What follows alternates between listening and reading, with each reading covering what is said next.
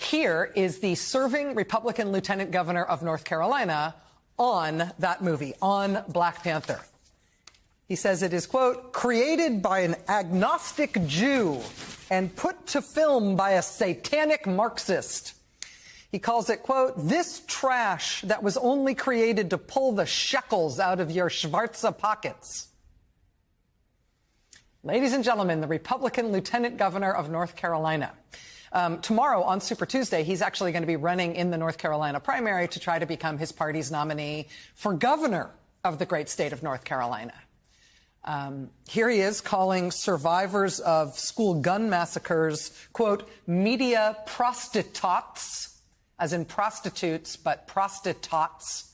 He calls them spoiled little bastards who need to shut up. Again, this is for kids who lived through a school shooting that killed 17 of their classmates. They need to shut up. He calls public school teachers, quote, wicked people. And not for nothing, he says this about the Holocaust. He says, quote, Hitler disarming millions of Jews and then marching them off to concentration camps is a bunch of hogwash. He is the Republican Party's leading candidate to be their party's nominee for governor of the state of North Carolina. He will be on the ballot tomorrow in that state. He's already lieutenant governor in North Carolina. On Friday in Florida, Republicans in that state legislature passed yet another new law to restrict any teaching about racism in the United States. This happened just this past Friday, just a couple days ago in Florida.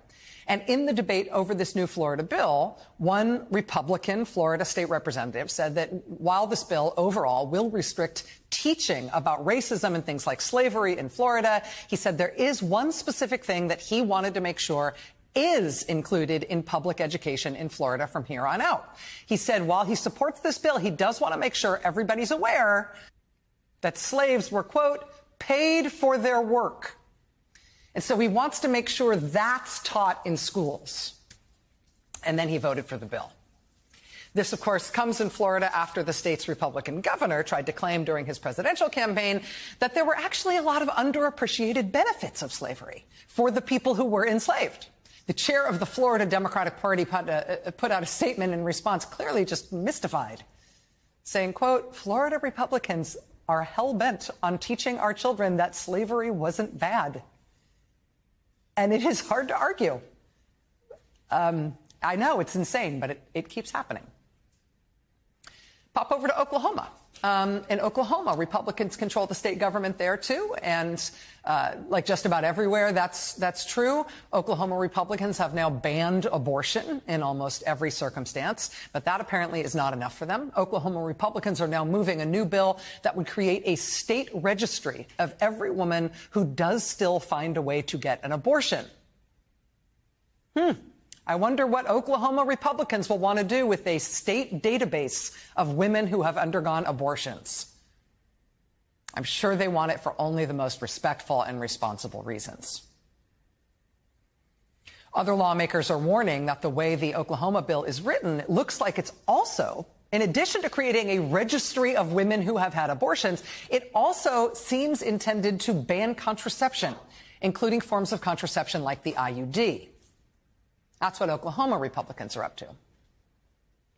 In Alabama, you may remember the 9 Republican justices on the Alabama Supreme Court issued a unanimous ruling that effectively outlawed fertility treatment in that state. After Alabama's Supreme Court Republicans did that, Democrats in Congress in Washington introduced federal legislation to protect fertility treatment and protect IVF. That legislation was blocked by Republican U.S. Senator Cindy Hyde-Smith. There are 219 Republicans in Congress right now. In the House, there's 219. Of that 219 number of Republicans, 125 of them are co-sponsors of legislation that would ban IVF. And arguably many popular forms of contraception as well. 125 House Republicans, more than half the Republicans in the House, co-sponsored that, including the Republican Speaker of the House. 125 of them. 195 of them voted against contraception, full stop. The Right to Contraception Act was introduced by Democrats after the Republican appointees on the U.S. Supreme Court overturned Roe v. Wade. The right to contraception. Only 8 Republicans in Congress voted for that. 195 voted against. And let's just stick with healthcare just for a second. Florida again. Florida, they are now contending with a super worrying outbreak of measles. Measles, like it's the 1800s or something. One of the most transmissible pathogens on Earth. And one we don't typically have to worry about anymore in this country because for 60 fricking years, we've had a totally effective vaccine against measles. Except in Florida, Republicans picked a very special state surgeon general who's now telling Florida parents, oh, who am I to suggest that perhaps kids should be vaccinated against measles? Yesterday, the Florida Department of Health released a letter from Surgeon General Dr. Joseph Ladapo emphasizing how contagious measles is, but did not urge parents to vaccinate their children. He does not, which is an interesting letter from a Surgeon General. Beyond who am I to say your kids should be vaccinated, the hand Republican-picked Florida Surgeon General wouldn't even say that kids with measles should stay home from school while they're infectious and symptomatic with one of the most transmissible, potentially fatal pathogens known to mankind. Measles in Florida. Not to be outdone, now the Republican Party's leading presidential candidate is saying on the stump that he will withhold all funding, not a penny, from any school anywhere in America if kids have to be vaccinated to come to school. Kids have to be vaccinated all over the country, everywhere, against measles and mumps and polio. I mean, it's been true for decades. It's been true for generations. But just in case you've been missing, I don't know, iron lungs, the Republican Party is raring to go this election year with a new measles and polio for all the kids plan. And what swing state busy mom and dad isn't going to want to get the whole family to lick that doorknob and vote GOP this November with that kind of platform on offer to the American people? Can we get a smallpox over here? How about some tetanus for the little ones? Whooping cough like it's going out of style.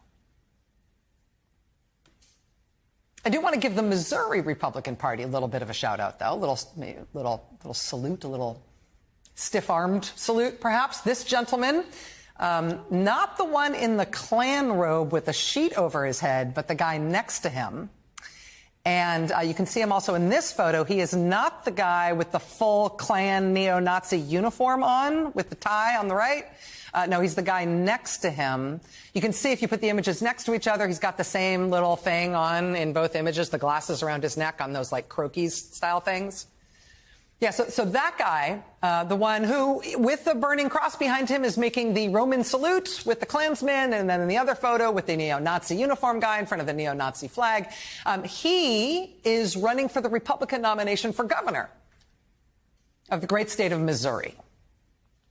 And I said I wanted to shout out the Missouri Republican Party here, and I do, because they are now frantically trying to remove him from the ballot. So the neo-Nazi Klan guy can't be their Republican nominee for governor. Once they announced that they were trying to get him off the ballot, he responded this weekend saying, quote, "The GOP knew exactly who I am."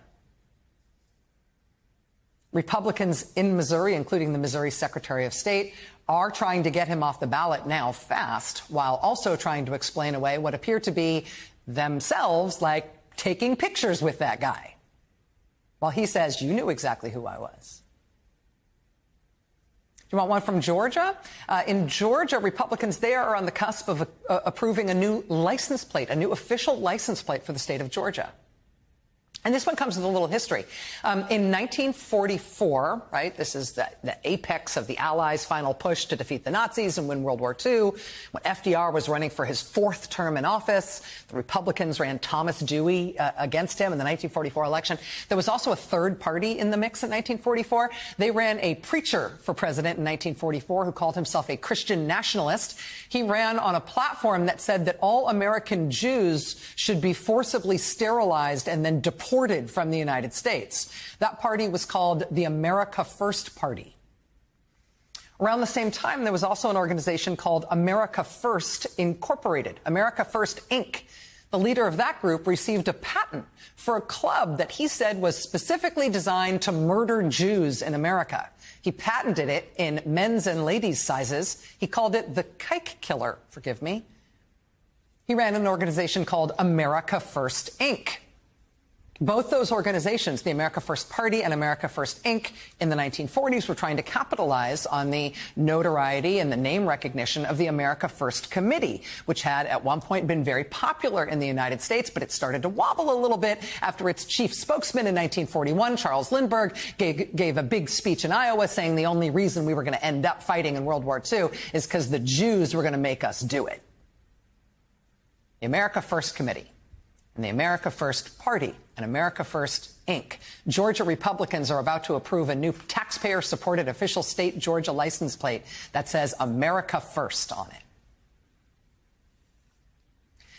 The Republican Party is kind of amazing right now. No matter where you look, no matter what state you look, contraception, if you're trying not to have a baby, that's over. IVF, if you're trying to have a baby, that's over too. The Holocaust denier should be the Republican nominee for governor. The sterilize the Jews and deport them movement should be memorialized on official state Georgia license plates. We want really, really, really small government that's nevertheless big enough to make an Oklahoma state registry of every woman who's ever had an abortion, and we'll tell you later what we're going to do with it. Slaves had it great, actually. Slavery wasn't so bad. Let Florida Republicans tell you about it. It's retirees. It's the AARP that's the real evil in America. Tetanus and measles, honestly, they're kind of cute when it's for babies. And did I mention that on Friday, the leader of the Republican Party, the next Republican presidential nominee, is going to host at his home the authoritarian dictator of Hungary? Because dictators are kind of a thing for those guys right now, like polio is. We're back. I mean, the Republican Party is going through some things right now. Right up to the top. And in every state in the country. When the Republican frontrunner remembers that it's a man named Joe Biden who he's running against and not Barack Obama, the whole basis for that campaign against Biden, as you know, is that Biden's out of it, that Biden's old and stuff, right? Trump's 77, Biden's 81. A new AP poll out today says 6 in 10 voters have worries about the mental capacity of each of them. About 57% of voters say they have that worry about Trump. About 63% say they have that worry about Biden. The margin of error in this poll is just over 4%. And so, yeah, it's kind of a tie. I think the headline here on the AP story about this today is about right. About 6 in 10 voters in America have worries about both of these old dudes maybe being too old and out of it. But that's who the two parties are running. So pick one. Right? Pick one. That's your choice. Pick one. I mean, you have lots of grounds on which to choose. They have also, both been president, which is a rare thing you get to choose from among presidential candidates. But that lets us compare them, right? In the past 3+ years that Joe Biden has been president, we've got unemployment below 4%. Best job market since, depending on you count, the 1960s. Violent crime at nearly a 50-year low. The United States has had the best economic recovery since COVID of any large country in the world. The stock market has hit record after record. More Americans have health insurance than ever before. He's standing up against Putin, who's one of the least popular figures in the world with American voters. He's fighting for reproductive rights, which is something even red state voters say they want, while Republicans are stripping those rights aggressively everywhere. He's cutting student loan debt while Republicans are trying to stop him from doing that. He has brokered and signed the biggest bipartisan infrastructure deal ever in the history of the country. Unions have never been more popular in my entire lifetime, and I'm old, and he's the first president ever to join the picket line with striking auto workers who then won their strike and then endorsed him. His Democratic Party has outperformed the polls and outperformed history in the midterms and in all of the off-year elections since he has been president. While on the other side, his opponent has been indicted 91 times. And don't forget that his opponent was just president right before this, which we remember. And even if we don't, in the 3+ years that he's been gone from the White House, we have learned some real doozies about what exactly was going on there. The new photos released showing boxes of documents stashed in a ballroom, even a bathroom at his Mar-a-Lago home. The indictment saying among the classified documents found in the boxes, information about U.S. nuclear programs. I overheard the president say something to the effect of, I don't effing care that they have weapons. They're not here to hurt me. Take the effing mags away. let my people in. They can march to the Capitol from here. Let the people in. Take the effing mags away. A $2 billion investment that former President Trump's son-in-law, Jared Kushner, secured last summer from a fund led by the Crown Prince of Saudi Arabia has raised questions about the ethics of post-White House business dealings. So we're back with Cassidy Hutchinson. Cassidy, what was Mark Meadows burning every day? Yeah, I wish I knew Nicole. There were several times I would walk into Mark's office and I would see him putting papers into the fireplace. Eventually, it culminated, the long break, simmering break between he and myself in June of 2020 when he wanted to deploy active duty troops on the street of Washington, D.C., and suggested actually that we shoot Americans in the streets. He suggested that we deploy active duty troops in Washington and shoot Americans in the streets, says his defense secretary. And the White House chief of staff was regularly burning documents in the White House fireplaces. And the son-in-law mysteriously gets a $2 billion housewarming present from a foreign government the second he walks out of the White House. And he's stashing classified documents about America's nuclear programs at home in a bathroom and then refusing to give them back. And he's explicitly asking for armed people to be let into the crowd he was going to direct to go to Congress to overthrow the government to try to keep him in power.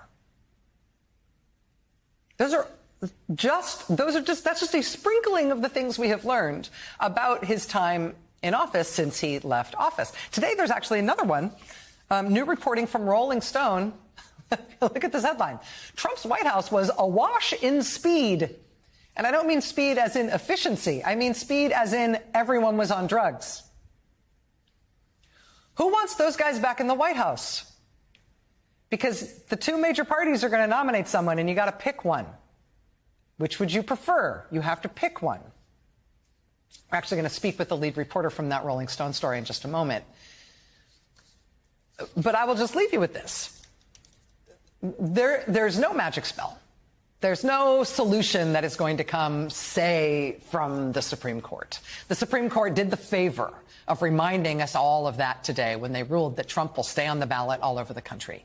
They gave us that reminder today after last week. They made sure we knew it in the first place when they somewhat inexplicably took action to delay all the Trump criminal trials except the one they couldn't stop until after the election.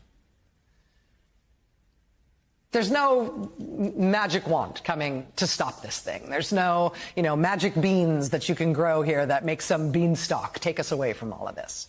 There's only one way out of this. Pick one.